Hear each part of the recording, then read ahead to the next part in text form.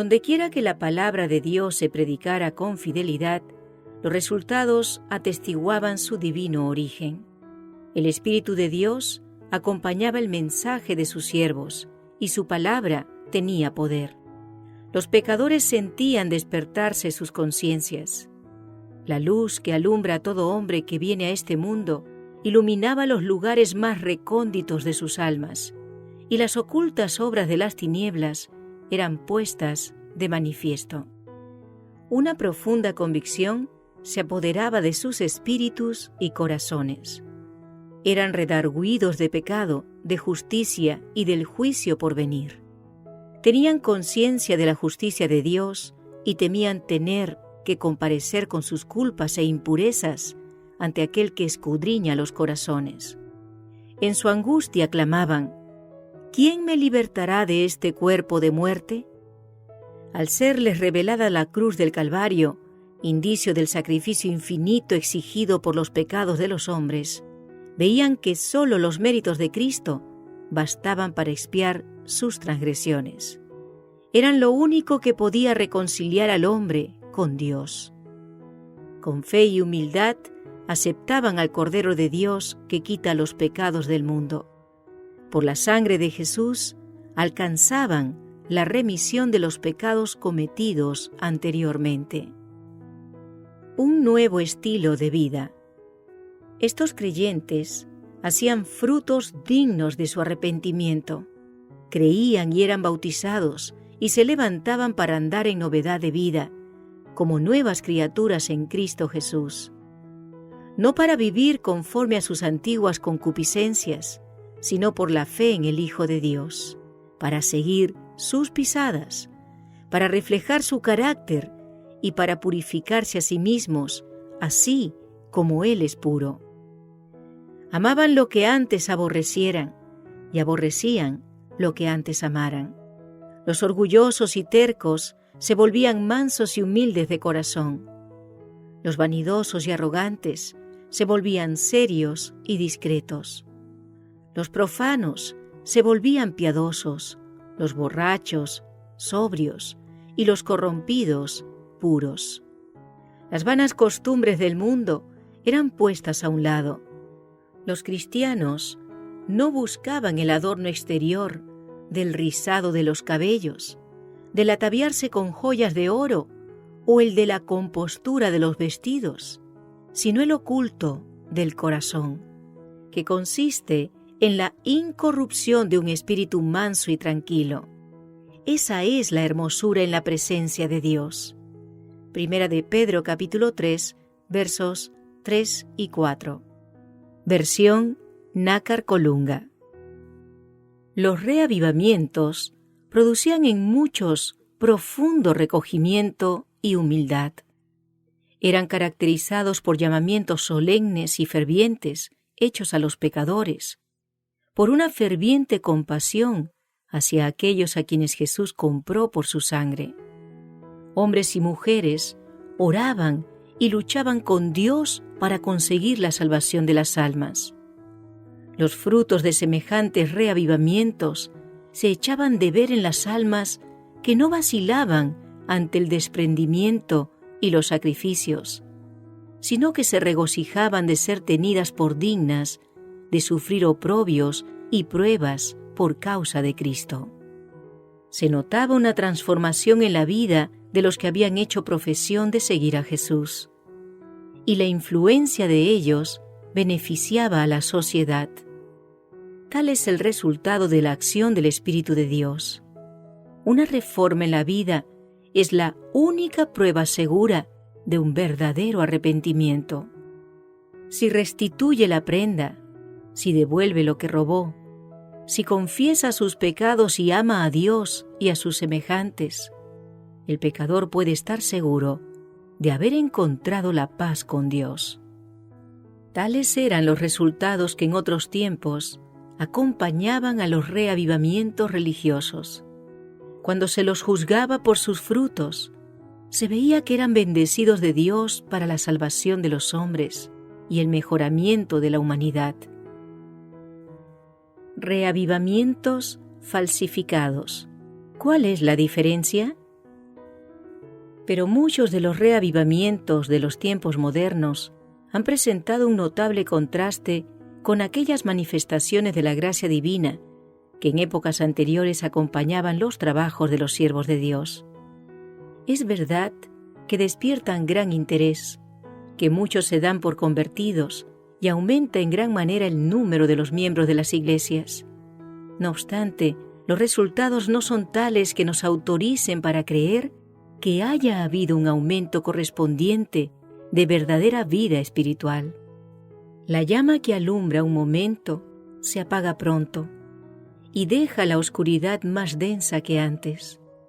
Los reavivamientos populares son provocados demasiado a menudo por llamamientos a la imaginación que excitan las emociones y satisfacen la inclinación por lo nuevo y extraordinario. Los conversos ganados de este modo manifiestan poco deseo de escuchar la verdad bíblica y poco interés en el testimonio de los profetas y apóstoles. El servicio religioso que no revista un carácter un tanto sensacional no tiene atractivo para ellos. No tienen en cuenta las claras amonestaciones de la palabra de Dios que se refieren directamente a sus intereses eternos. Para toda alma verdaderamente convertida, la relación con Dios y con las cosas eternas será el gran tema de la vida. Antes que los juicios de Dios caigan finalmente sobre la tierra, habrá entre el pueblo del Señor un reavivamiento de la piedad primitiva, cual no se ha visto nunca desde los tiempos apostólicos. El Espíritu y el poder de Dios serán derramados sobre sus hijos. Entonces, muchos se separarán de esas iglesias en las cuales el amor de este mundo ha suplantado al amor de Dios y de su palabra. Muchos, tanto ministros como laicos, aceptarán gustosamente esas grandes verdades que Dios ha hecho proclamar en este tiempo, a fin de preparar un pueblo para la segunda venida del Señor. El enemigo de las almas desea impedir esta obra, y antes que llegue el tiempo para que se produzca tal movimiento, tratará de evitarlo introduciendo una falsa imitación. Hará aparecer como que la bendición especial de Dios es derramada sobre las iglesias que pueda colocar bajo su poder seductor. Allí se manifestará lo que se considerará como un gran interés por lo religioso. Multitudes se alegrarán de que Dios esté obrando maravillosamente en su favor, cuando en realidad la obra provendrá de otro espíritu. Bajo un disfraz religioso, Satanás tratará de extender su influencia sobre el mundo cristiano. ¿Por qué ser engañado? En muchos de los despertamientos religiosos que se han producido durante el último medio siglo, se han dejado sentir, en mayor o menor grado, las mismas influencias que se ejercerán en los movimientos venideros más extensos. Hay una agitación emotiva, mezcla de lo verdadero con lo falso, muy apropiada para extraviar a uno. No obstante, nadie necesita ser seducido. A la luz de la palabra de Dios, no es difícil determinar la naturaleza de estos movimientos. Donde quiera que los hombres descuiden el testimonio de la Biblia y se alejen de las verdades claras que sirven para probar el alma y que requieren abnegación y desprendimiento del mundo, podemos estar seguros de que Dios no dispensa allí sus bendiciones. Y al aplicar la regla que Cristo mismo dio, por sus frutos los conoceréis, Mateo 7:16, resulta evidente que estos movimientos no son obra del Espíritu de Dios. En las verdades de su palabra, Dios ha dado a los hombres una revelación de sí mismo, y a todos los que las aceptan, les sirven de escudo contra los engaños de Satanás. El descuido en que se tuvieron estas verdades fue lo que abrió la puerta a los males que se están propagando ahora tanto en el mundo religioso. Se ha perdido de vista en sumo grado la naturaleza e importancia de la ley de Dios. Un concepto falso del carácter perpetuo y obligatorio de la ley divina ha hecho incurrir en errores respecto a la conversión y santificación. Y como resultado, se ha rebajado el nivel de la piedad en la Iglesia. En esto reside el secreto de la ausencia del Espíritu y poder de Dios en los despertamientos religiosos de nuestros tiempos. ¿Puede cambiarse la ley de Dios? Muchos maestros en religión aseveran que Cristo abolió la ley por su muerte y que desde entonces los hombres se ven libres de sus exigencias. Algunos la representan como yugo enojoso y en contraposición con la esclavitud de la ley, presentan la libertad que se debe gozar bajo el Evangelio. Pero no es así como los profetas y los apóstoles consideraron la santa ley de Dios. David dice: «Y andaré con libertad, porque he buscado tus preceptos». Salmos 119, 45. El apóstol Santiago, que escribió después de la muerte de Cristo, habla del decálogo como de la ley real y de la ley perfecta, la ley de libertad. Santiago capítulo 2, verso 8 y capítulo 1, verso 25. Y el vidente de Patmos, medio siglo después de la crucifixión, pronuncia una bendición sobre los que guardan sus mandamientos, para que su potencia sea en el árbol de la vida y que entren por las puertas en la ciudad. Apocalipsis 22, 14. Versión de Valera, 1909. El aserto de que Cristo abolió con su muerte la ley de su Padre no tiene fundamento. Si hubiese sido posible cambiar la ley o abolirla, entonces Cristo no habría tenido por qué morir para salvar al hombre de la penalidad del pecado. Enemistados y reconciliados. ¿Cómo se efectúa esto? Es obra de la conversión y de la santificación reconciliar a los hombres con Dios, poniéndolos de acuerdo con los principios de su ley. Al principio, el hombre fue creado a la imagen de Dios. Estaba en perfecta armonía con la naturaleza y la ley de Dios. Los principios de justicia estaban grabados en su corazón, pero el pecado los separó de su Hacedor. Ya no reflejaba más la imagen divina. Su corazón estaba en guerra con los principios de la ley de Dios. La intención de la carne es enemistad contra Dios, porque no se sujeta a la ley de Dios, ni tampoco puede. Romanos capítulo 8, verso 7. Mas de tal manera amó Dios al mundo, que dio a su Hijo unigénito, para que el hombre fuese reconciliado con Dios. Su corazón debe ser renovado por la gracia divina, debe recibir nueva vida de lo alto. Este cambio es el nuevo nacimiento, sin el cual, según expuso Jesús, nadie puede ver el reino de Dios. El primer paso hacia la reconciliación con Dios es la convicción del pecado. El pecado es transgresión de la ley. Por la ley es el conocimiento del pecado. Primera de Juan capítulo 3, verso 4 y Romanos capítulo 3, verso 20. Para reconocer su culpabilidad, el pecador debe medir su carácter por la gran norma de justicia que Dios dio al hombre.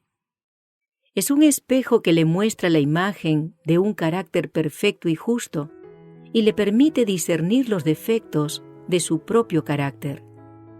La ley revela al hombre sus pecados, pero no dispone ningún remedio. Mientras promete vida al que obedece, declara que la muerte es lo que le toca al transgresor. Solo el Evangelio de Cristo puede librarlo de la condenación o de la mancha del pecado. Debe arrepentirse ante Dios cuya ley transgredió y tener fe en Cristo y en su sacrificio expiatorio. Así obtiene remisión de los pecados cometidos anteriormente y se hace partícipe de la naturaleza divina. ¿Está entonces libre para violar la ley de Dios? El apóstol Pablo dice: ¿Abrogamos pues la ley por medio de la fe? No, por cierto. Antes bien, hacemos estable la ley. Nosotros que morimos al pecado, ¿cómo podremos vivir ya en él? Y Juan dice también, este es el amor de Dios, que guardemos sus mandamientos, y sus mandamientos no son gravosos. Romanos capítulo 3, verso 31 y capítulo 6, verso 21. Juan 5, verso 3.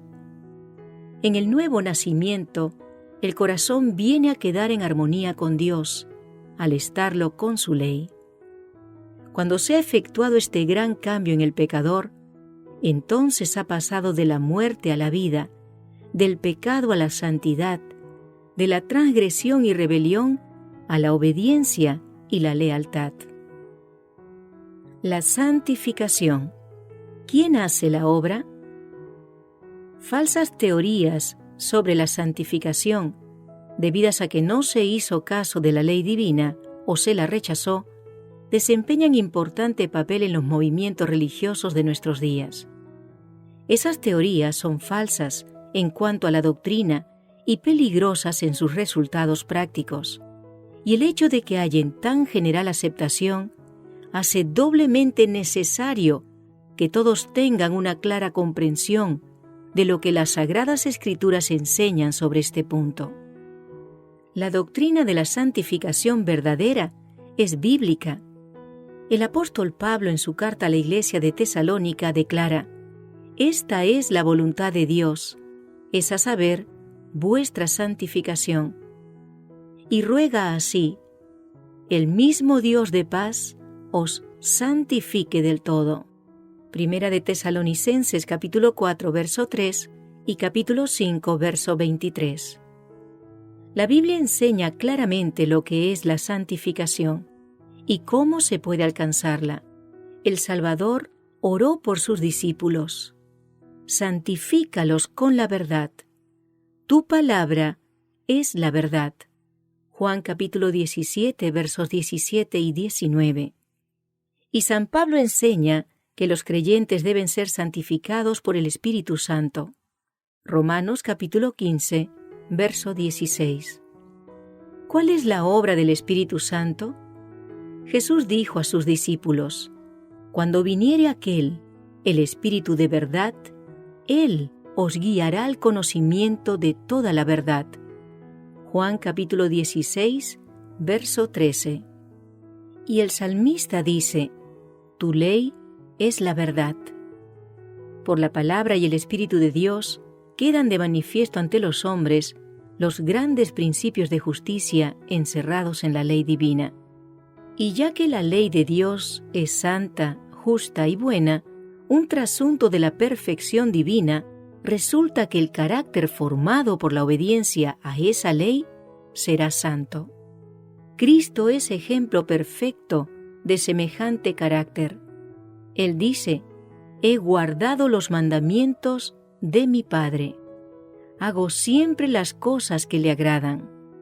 Juan capítulo 15, verso 10 y capítulo 8, verso 29. Los discípulos de Cristo han de volverse semejantes a Él, es decir, adquirir por la gracia de Dios un carácter conforme a los principios de su santa ley. Esto es lo que la Biblia llama santificación. Esta obra no se puede realizar sino por la fe en Cristo, por el poder del Espíritu de Dios que habita en el corazón. San Pablo amonesta a los creyentes: «Ocupaos en vuestra salvación con temor y temblor, porque Dios es el que en vosotros obra así el querer como el hacer por su buena voluntad».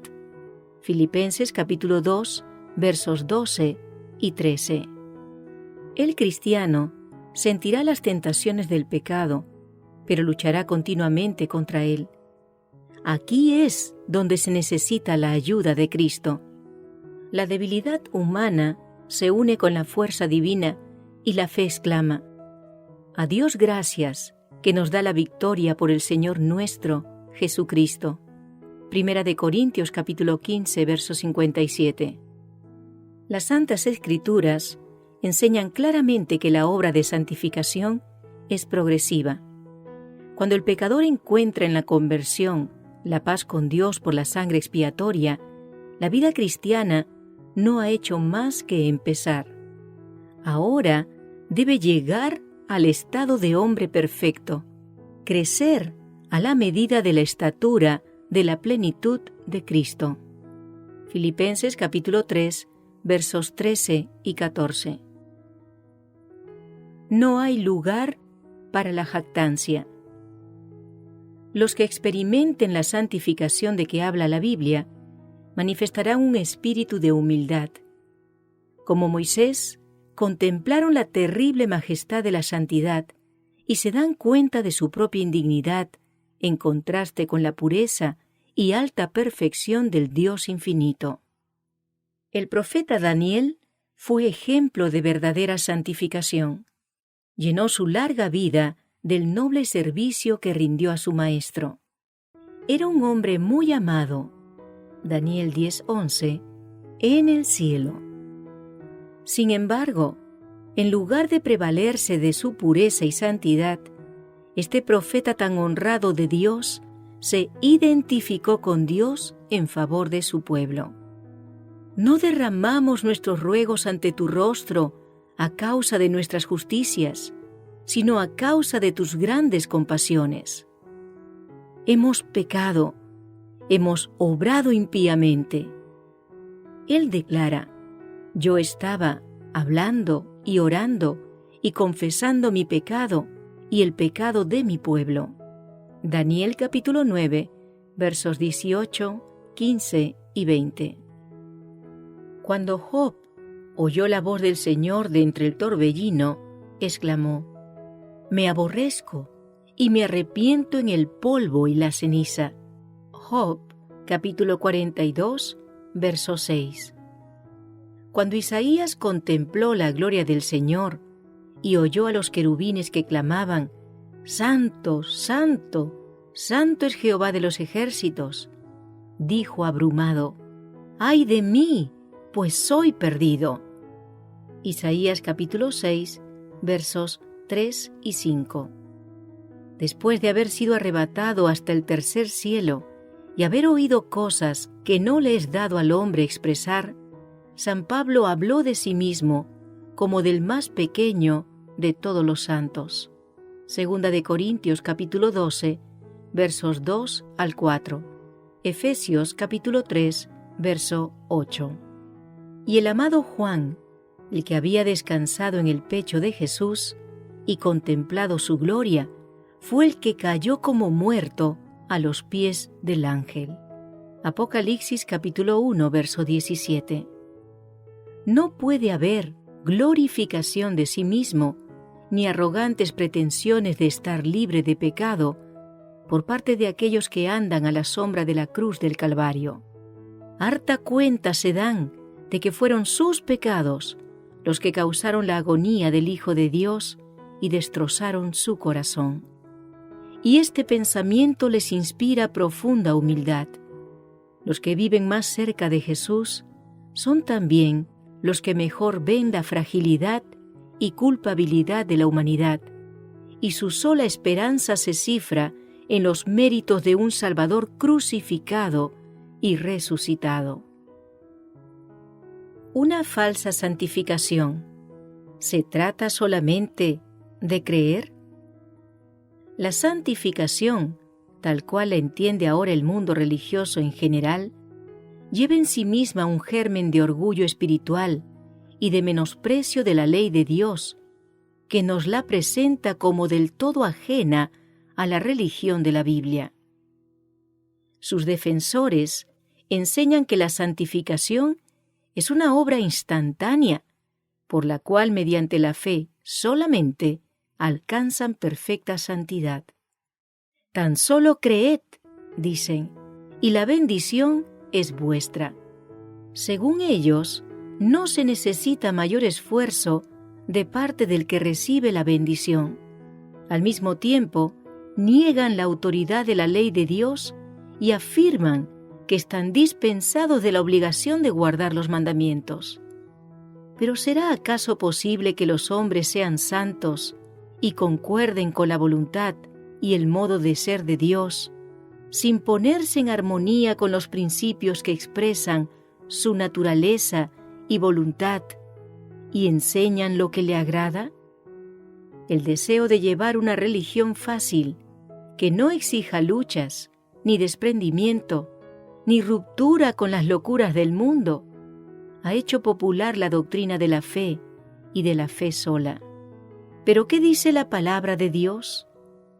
El apóstol Santiago dice: Hermanos míos, ¿qué aprovechará si alguno dice que tiene fe y no tiene obras?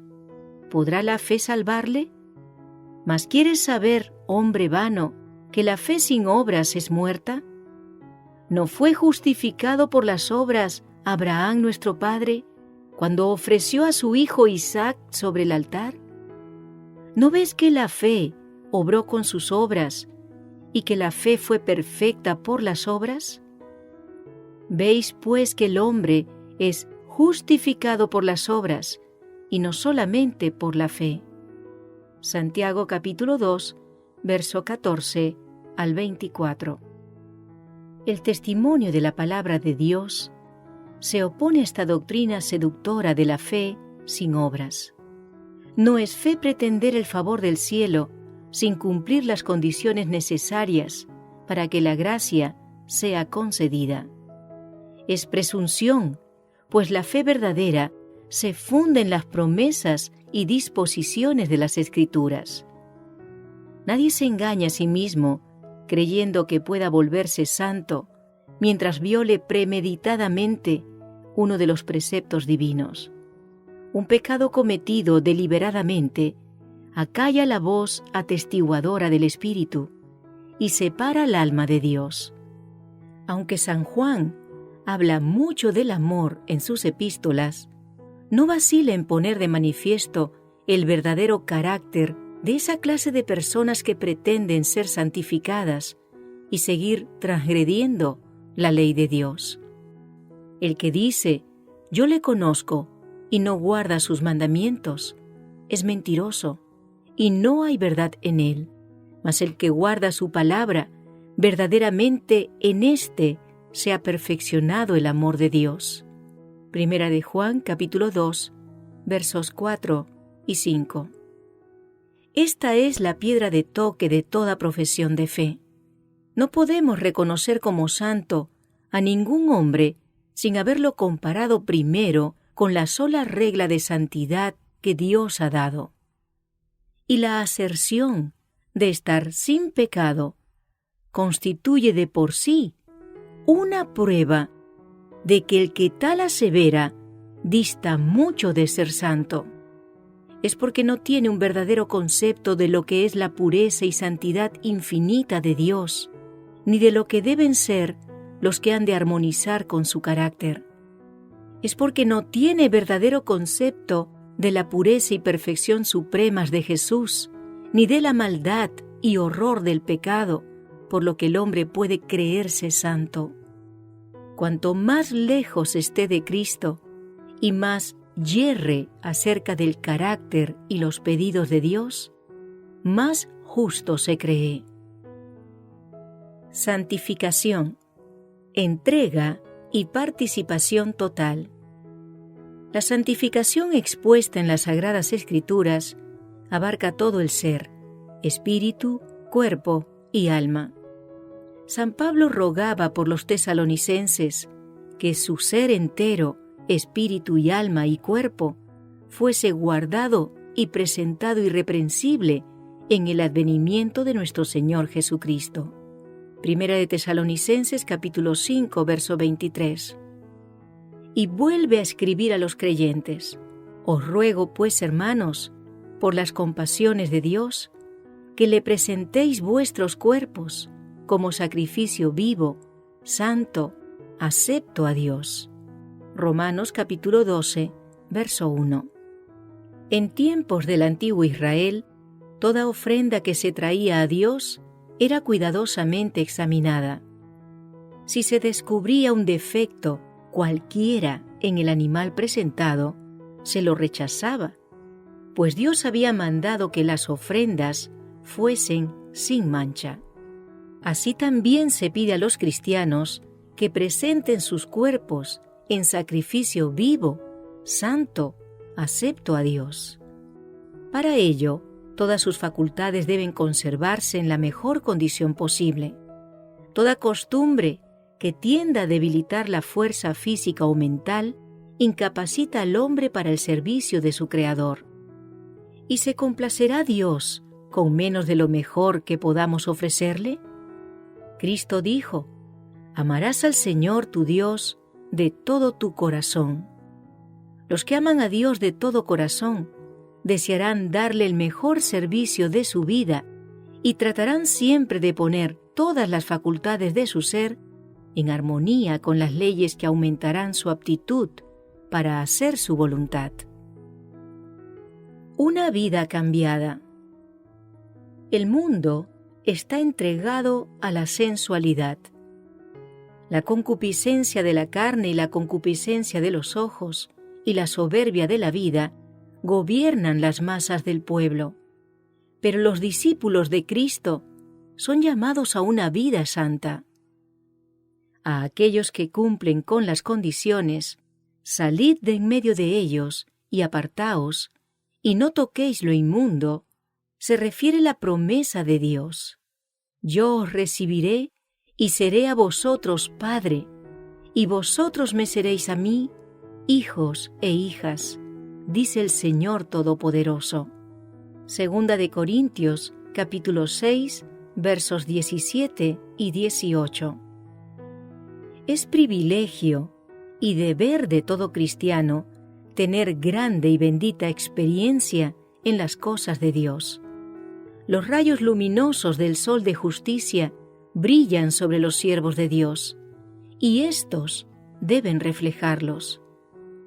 Así como las estrellas nos hablan de una gran luz en el cielo, con cuya gloria resplandecen, así también los cristianos deben mostrar que hay en el trono del universo un Dios cuyo carácter es digno de alabanza e imitación. Las gracias de su Espíritu, su pureza y santidad se manifestarán en sus testigos. Ya no hay condenación. Si bien la vida del cristiano ha de ser caracterizada por la humildad, no debe señalarse por la tristeza y la denigración de sí mismo. Todos tienen el privilegio de vivir de manera que Dios los apruebe y los bendiga. No es la voluntad de nuestro Padre Celestial que estemos siempre en condenación y tinieblas. Marchar con la cabeza baja y el corazón lleno de preocupaciones relativas a uno mismo no es prueba de verdadera humildad. Podemos acudir a Jesús y ser purificados, y permanecer ante la ley sin avergonzarnos ni sentir remordimientos. Ahora pues, ninguna condenación hay para los que están en Cristo Jesús, los que no andan conforme a la carne, mas conforme al Espíritu. Romanos capítulo 8, verso 1.